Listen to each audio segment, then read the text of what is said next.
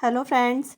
क्या आपने भी इस मॉनसून में रोज़ प्लांट की कटिंग्स लगाई थी, पर यह क्या वो तो सड़ गई, कामयाबी नहीं हो पाई। और आप यह सोच रहे हैं कि आपके साथ तो हर बार ही यही होता है कि आप जब भी रोज़ प्लांट की कटिंग लगाते हैं वह कामयाबी नहीं हो सकती है। या कई बार तो हमारा वह प्लांट भी जिससे हम नर्सरी से लेकर आए थे और उसी में से हमने वह कटिंग्स ग्रो की थी, वह प्लांट भी कटिंग लेने के बाद ख़राब हो जाता है। और साथ ही साथ कटिंग्स भी ग्रो नहीं हो सकती, वो भी ब्लैक होकर सड़ जाती हैं। तो आप निराश हो जाते हैं। तो फ्रेंड्स, आज के इस वीडियो को पूरा देखने के बाद आपकी लगाई गई कटिंग्स कामयाब होंगी और नए प्लांट तो बनेंगे ही, साथ ही साथ मदर प्लांट भी और भी हेल्दी होता जाएगा।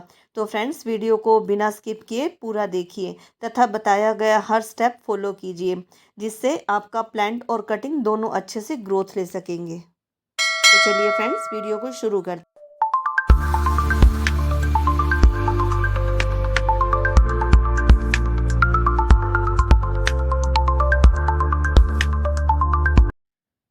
तो फ्रेंड्स, जब भी हम किसी प्लांट की कटिंग लगाते हैं, वह लगाना कोई ज़्यादा मुश्किल नहीं है। बस ज़रूरत होती है कुछ सावधानियों की। और फ्रेंड्स, इस बात का हमें ध्यान रखना होता है कि जब भी हम कटिंग किसी प्लांट में से लेते हैं, तो वो एक हेल्दी कटिंग होना चाहिए और एक हेल्दी प्लांट होना चाहिए। ये जो आप प्लांट देख रहे हैं, ये भी कटिंग से ही ग्रो किया गया है, पर हम इस प्लांट में से कटिंग नहीं ले सकते हैं, क्योंकि ये प्लांट अभी बहुत ही सॉफ्ट है। हमें इस तरह के हार्ड प्लांट, जिसकी की कटिंग थोड़ी हार्ड है, उस तरह की कटिंग लेनी चाहिए। तो फ्रेंड्स, कोशिश ये है करें कि जब भी आप किसी प्लांट में से कटिंग लेते हैं, तो वो प्लांट थोड़ा सा पुराना होना चाहिए। इस प्लांट को कम से कम 2 से 3 साल हो चुके हैं, जिसको मैंने कटिंग से ही ग्रो किया था। और आपको जानकर बहुत ही हैरानी होगी फ्रेंड्स कि ये कटिंग्स मैं पार्क से लेके आई थी। इसको लगाए 3 से 4 साल हो चुके हैं। तो हम इसमें से थोड़ी हेल्दी कटिंग्स लेंगे, जैसे कि ये थोड़ी थोड़ी उसकी स्टेम्प मोटी होनी चाहिए। पेंसिल के आकार की कटिंग्स तो फ्रेंड्स इस प्लांट में नहीं है, पर हम ये जो कटिंग्स देख रहे हैं, ये भी बहुत ही अच्छे से लगेंगी, क्योंकि मैं पहले जो कटिंग्स लेके आई थी वो भी इसी तरह की कटिंग थी। बस हमें पतली इस तरह की कटिंग्स नहीं लेनी है, जो कि बिल्कुल पतली पतली हैं, क्योंकि वो जड़ें बनने तक जल जाती हैं और वो कामयाब नहीं हो सकती हैं। इनमें रूटिंग के ज़्यादा चांसेस होते हैं। तो कटिंग लेने के लिए हमें कम से कम 6 इंच की कटिंग चाहिए। और उसके लिए सबसे पहले हम अपने प्रूनर को धोएंगे। प्रूनर को धोने के बाद फ्रेंड्स, मैं उसको डिटॉल से सैनिटाइज़ कर लेती हूँ, या आपके पास कोई भी और सैनिटाइज़र पड़ा तो आप अपने प्रूनर को उससे सैनिटाइज़ कर लीजिए, जिससे कि हमारे प्लांट में डाई बैक की प्रॉब्लम नहीं आएगी। कई इसी कारण से फ्रेंड्स हमारा प्लांट डाई बैक हो जाता है और कटिंग भी डाई बैक की प्रॉब्लम होने लग जाती है, क्योंकि हमारे प्रूनर पे इन्फेक्शन होता है। तो फ्रेंड्स, अपने प्रूनर को अच्छे से साफ़ करने के बाद हम कटिंग का सिलेक्शन करते हैं। ये जो पतली पतली कटिंग है, हमें इस तरह की कटिंग्स बिल्कुल नहीं लेनी है, क्योंकि इनके सक्सेस रेट बहुत ही कम होते हैं। ये जो थिक कटिंग है फ्रेंड्स, इस तरह की कटिंग, मैं इस तरह की कटिंग सेलेक्ट करती हूँ। इनके लगने के चांस ज़्यादा होते हैं। ये हम मेरी कम से कम 6-7 इंच की कटिंग है, जिससे कि मैंने आगे आगे के इनके पत्ते हटा दिए हैं। पत्ते हटाने से फ्रेंड्स, ये जो कटिंग है अपनी जड़ें बनाने पर पूरा फोकस करती है। तो इसको नीचे से 45 डिग्री में हम कट करेंगे, जिससे कि इसमें रूटिंग इजीली हो सकेगी, इसके ज़्यादा से ज़्यादा टिश्यू मिट्टी के संपर्क में आएंगे। उसके बाद फ्रेंड्स, हम अपनी कटिंग को एलोवेरा जेल जेल में डिप करेंगे, जिससे कि इसकी रूटिंग में आसानी होगी और इसमें किसी तरह का इन्फेक्शन भी नहीं होगा। तो फ्रेंड्स, इसको मैं तो अपने पुराने गमले की ही मिट्टी में लगा देती हूँ। अगर आपके पास वो है तो सबसे बेस्ट है, क्योंकि मैंने जो पिछली वीडियो में कटिंग लगाई थी, वो भी मेरी ये साथ में लगी हुई है, पुराने गमले में ही मेरी लगी हुई है, पुरानी मिट्टी में ही कटिंग लगी हुई है। यदि आपके पास पुरानी मिट्टी नहीं है, आप नई मिट्टी बनाना चाहते हैं, उसके लिए आप 50% गार्डन सॉइल लेंगे, 30% गोबर की खाद। गोबर की खाद आप 20% भी ले सकते हैं या 10% भी ले सकते हैं, क्योंकि खाद कम ही चाहिए, ज़्यादा नाइट्रोजन भी हमारे कटिंग्स को जला देती हैं। उसके बाद 20% रेत। तो फ्रेंड्स, इस तरह की आप अगर मिट्टी तैयार करेंगे, तो उसमें आपकी कटिंग्स बहुत ही अच्छी रहेंगी। ये मेरी पिछली वीडियो में लगाई गई कटिंग है। इस कटिंग को 8 दिन हो चुके हैं लगाए हुए, पर इसमें अभी भी लीव्स नहीं आई हैं। और इसको मैं अभी फिर से ढक के रख दूंगी, जिससे कि इसमें फालतू की हवा ना लगे और यह कटिंग ना जले। और यह फ्रेंड्स गुड़हल की कटिंग है, जो पिछले हफ्ते हमने लगाई थी। पिछली वीडियो में इसकी कटिंग लगाने का तरीका मैंने बताया था, और ये अपडेट के साथ ये कटिंग है। इसमें थोड़ी थोड़ी ग्रोथ शुरू हो गई है। ये दोनों ही कटिंग्स फ्रेंड्स हमने एक ही दिन लगाई थी, पर गुड़हल की कटिंग को ग्रोथ लेने में कम टाइम लगता है, उसमें रूटिंग जल्दी शुरू हो जाती है। जो गुलाब की कटिंग है उसको थोड़ा सा ज़्यादा टाइम लगता है। गुलाब की कटिंग भी हमारी 100% सक्सेसफुल होगी। जैसे ही इसमें थोड़ी लीव्स आने लगेंगी तो ग्रोथ होने लगेगी, मैं ज़रूर अपडेट आपके साथ शेयर करूँगी। तो फ्रेंड्स, ये जो मेरा प्लांट है ये भी मैंने कटिंग से ही ग्रो किया था और पिछले साल ग्रो किया था, और इस पर बहुत ही अच्छी फ्लावरिंग हो रही है और ये बहुत ही हेल्दी है और बहुत ही आसानी से ग्रो हो गया था। तो फ्रेंड्स, हमें कटिंग लगाने के लिए कुछ सावधानियों को रखना ज़रूरी होता है, क्योंकि अगर हम सावधानियां नहीं रखेंगे तो हमारे जो मदर प्लांट है उसमें भी डाईबैक की प्रॉब्लम आ सकती है, और जो हमारी कटिंग है वो भी हमारी सड़ सकती है, उसमें फंगल इन्फेक्शन हो सकता है। तो फ्रेंड्स, अब बात करते हैं कटिंग के दौरान हमें क्या क्या सावधानियां रखनी चाहिए। तो फ्रेंड्स, जब भी हम कटिंग लगाते हैं उसको सड़न से बचाने के लिए हमें जिन सावधानियों को रखना चाहिए वो ये हैं कि सबसे पहले तो हमें अपने प्रूनर को साफ़ करना चाहिए। चाहे हम उसे डेटॉल से साफ़ करें या किसी भी हैंड सैनिटाइज़र से उसको हमें साफ़ करना पड़ता है। तो फ्रेंड्स, गंदे या जंग लगी कैंची से या प्रूनर से अगर हम अपने प्लांट को काटते हैं तो कटिंग को भी बैक्टीरिया संक्रमण हो सकता है और हमारे प्लांट को भी, जिससे कि उसमें डाई बैक की प्रॉब्लम आ सकती है और हमारी कटिंग अनसक्सेसफुल हो सकती है। फ्रेंड्स, दूसरी बात यह है कि कटिंग को हमें लगाने के बाद बहुत ज़्यादा पानी नहीं देना है। उसको सूखे हल्की सी नम रखनी है, बस ज़्यादा पानी नहीं देना।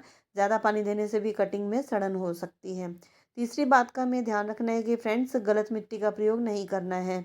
उसके लिए हमें ज़्यादा फर्टिलाइज़र वाली मिट्टी नहीं बनानी है। मैं तो पुराने पड़े गमले में ही कटिंग्स लगा देती हूँ। अगर हम नई मिट्टी भी बना रहे हैं तो उसमें बहुत ही कम फर्टिलाइज़र रखें, तो वही कटिंग के लिए बेस्ट होता है, क्योंकि ज़्यादा फर्टिलाइज़र कटिंग को जला देते हैं। उसके बाद फ्रेंड्स, जिस बात का हमें ध्यान रखना है वो ये है कि अच्छी ड्रेनेज वाली मिट्टी होनी चाहिए, जिसमें कि पानी ज़्यादा देर खड़ा ना रहे, क्योंकि कटिंग को हमें सिर्फ नम रखना है, उसे ज़्यादा पानी नहीं देना है। अगली बात का जो हमें ध्यान रखना है फ्रेंड्स, वो ये है कि हमें कटिंग पर रूटिंग हार्मोन का प्रयोग ज़रूर करना है। चाहे आप दालचीनी का पाउडर भी लगा सकते हैं, या आप कटिंग पर हल्दी लगाइए, या रूटिंग हार्मोन भी मार्केट में बहुत ही आसानी से मिल जाता है, उससे भी जड़ें बहुत जल्दी बन जाती हैं। अगर आपके पास ये सब नहीं है तो आप सिर्फ एलोवेरा या शहद, इन सब चीज़ों में से कुछ भी एक चीज़ आप अपनी कटिंग पर लगा सकते हैं, जिससे कि कटिंग में इन्फेक्शन नहीं होगा और वो जल्दी से जल्दी रूटिंग शुरू कर देगी। और फ्रेंड्स, अगली बात जो है, हमें अपनी कटिंग को ढक कर रखना है। चाहे किसी हम पॉलीथीन से अपनी कटिंग को ढक कर रखें, या उसको हम किसी बोतल में होल करके उससे अपनी कटिंग को ढक कर रखें, जिससे कि कटिंग में ज़्यादा हवा नहीं जाएगी और वो सूखेगी नहीं। और हाँ फ्रेंड्स, जब भी आप कटिंग लगाने की शुरुआत करें तो पहले आप शुरुआत में देसी गुलाब की ही कटिंग लगाइए।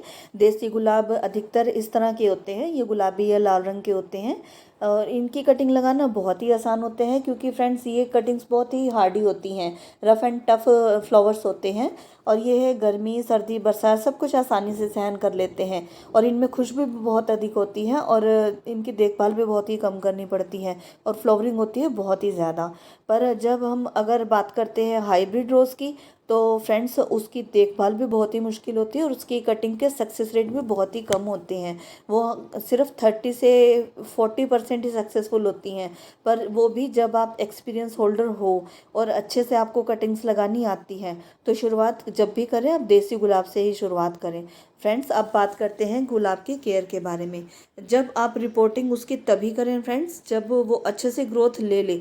मैं तो कहती हूँ आप ऐसे गमले में लगाइए कि आपको उसको कम से कम जब अच्छी ग्रोथ वो लेने लग जाए 1 से 2 महीने के बाद ही आप उसको रिपोर्ट कीजिए, तब तक वो अपनी जड़ें अच्छे से मजबूत कर लेता है और फैलाने भी लग जाता है। उसके बाद ही आप उसको रिपोर्ट करिए। और फ्रेंड्स, जब भी आप उसे रिपोर्ट करें उसको कुछ दिन के लिए आप शेड में रखें। जैसे ही वो स्टेबल हो जाएगा, अपने रिपोर्टिंग शौक से बाहर आ जाएगा, उसके बाद ही आप उसको धूप में रखिए, और वो थोड़ी ग्रोथ लेने लगे तो उसको कम से कम 4 से 5 घंटे की धूप में ज़रूर रखिए। हाँ फ्रेंड्स, पर एक बात का ध्यान रखना है, अगर आप उसको मई जून की तपती गर्मी में भी 5 से 6 घंटे धूप में रखेंगे तो आपका प्लांट जल सकता है। उन दिनों उसको आप इनडायरेक्ट सनलाइट में रखिए। और फ्रेंड्स, पानी आप तभी दीजिए जब ऊपर की मिट्टी सूखे, तभी उसमें पानी देना है। और फ्रेंड्स, आप जब भी अपने प्लांट की रिपोर्टिंग करें तो उसके लिए आपने जो सॉइल मिक्स बनाना है वो काफ़ी वेल ड्रेन होना चाहिए, जिसमें कि 50% गार्डन सॉइल, 30% काउ डंग या कंपोस्ट, 10% रिवर सैंड और 10% है नीम खली। जी हाँ फ्रेंड्स, जब हम इस तरह से अपने प्लांट की मिट्टी बनाएंगे तो वो काफ़ी भुरभुरी होगी, जिससे कि प्लांट उसमें रूटिंग अच्छे से कर सकेगा। और फ्रेंड्स, समय समय पर अपने प्लांट की कटाई छटाई करना भी बहुत ज़रूरी होता है, जैसे कि इस प्लांट के फ्लावर्स को हटाना, उसमें जो सूखी टहनियाँ हैं, सूखे पत्ते हैं, उनको निकालते रहना। यह एक बहुत ही ज़रूरी प्रक्रिया है फ्रेंड्स, जिसके द्वारा हम अपने प्लांट पर ज़्यादा से ज़्यादा फ्लावरिंग ले सकते हैं। फ्रेंड्स, आज मैं आपके साथ एक ऐसी फर्टिलाइज़र की रेसिपी शेयर करना चाहती हूँ जो हमारे पौधों में फूलों को तो बढ़ाएगा, साथ ही साथ उसकी ग्रोथ को भी सुपर बूस्ट कर देगा। तो फ्रेंड्स, ये एक प्लांट के बारे में है। अगर आप ज़्यादा बनाना चाहती हैं, अभी सब अपने सभी प्लांट्स में देना चाहते हैं, तो इस रेसिपी को आप ज़्यादा मात्रा में भी बना सकते हैं। आप एक केले के छिलके को लीजिए, साथ ही साथ आप एक एग शेल्स को भी लीजिए। इन दोनों को ही आप सुखा लीजिए और सुखाकर इन दोनों को एक इनका मिक्सर में आप ग्राइंड कर लीजिए। दोनों का एक मिश्रण बन जाएगा फ्रेंड्स। उसमें आप 1 चम्मच एप्सम सॉल्ट की डालिए और साथ ही साथ 1 चम्मच सूखी हुई चाय की पत्ती। जी हाँ फ्रेंड्स, जो हम चाय की पत्ती यूज़ करते हैं उसको अच्छे से धोकर और सुखा लेंगे। और फ्रेंड्स, उस चाय की पत्ती को हमें इस फर्टिलाइज़र में यूज़ करना है। इन चारों चीज़ों को हम मिलाकर इनका एक मिक्सचर सा तैयार कर लेंगे और इस मिक्सचर की 2 चम्मच हम अपने रोज़ के प्लांट में देंगे महीने में एक बार। यह हमारे प्लांट की ग्रोथ को तो फास्ट करेगा, साथ ही साथ उसमें फ्लावरिंग भी करेगा। इसके साथ साथ फ्रेंड्स, एक कॉमन फर्टिलाइज़र जो हम यूज़ करते हैं वो है गोबर के उपलों का पानी। यह भी हम अपने प्लांट्स में महीने में एक बार दे सकते हैं। और फ्रेंड्स, एक और जादुई फर्टिलाइज़र जो मैं आपके साथ शेयर करना चाहती हूँ वो है दही और गुड़ का पानी। जी हाँ फ्रेंड्स, दही हमारे प्लांट में जो है सूक्ष्म जीवों की एक्टिविटी को बढ़ाती है और गुड़ भी यही काम करता है। ज़्यादा जानकारी के लिए फ्रेंड आप मेरे चैनल पर विजिट कर सकते हैं, जिसमें गुड़ फर्टिलाइज़र के रूप में ये मेरी एक डिटेल वीडियो है। तो आप इन दोनों चीज़ों को आप 1 1 चम्मच 1 लीटर पानी में घोल कर रख दीजिए और 2 घंटे के बाद फ्रेंड्स आप अपने प्लांट की जड़ों में दे सकते हैं। यह हमारे प्लांट में सूक्ष्म जीवों की संख्या को बढ़ाता है। तो फ्रेंड्स, ये थी कुछ जानकारी जो हमारे रोज़ प्लांट को कटिंग से लेकर उसकी ग्रोथ तक बहुत ही महत्वपूर्ण साबित होती है। फ्रेंड्स, इसके अलावा अगर आप भी कोई जानकारी हम सबके साथ या हमारे व्यूवर्स के साथ शेयर करना चाहते हैं तो प्लीज़ कमेंट में ज़रूर लिखिए। और फ्रेंड्स, अगर आपको गुलाब प्लांट की कटिंग से लगाने की जानकारी से लेकर रोज़ प्लांट की केयर तक की वीडियो पसंद आई हो तो प्लीज़ वीडियो को लाइक ज़रूर कीजिए। ऐसे ही ज़बरदस्त गार्डनिंग टिप्स और आसान हैक्स पाने के लिए चैनल अवर ग्रीन स्पेस को सब्सक्राइब कीजिए। और हाँ फ्रेंड्स, बेल आइकन के बटन को ज़रूर दबाइए ताकि आपको हर नई वीडियो की जानकारी तुरंत मिल सके।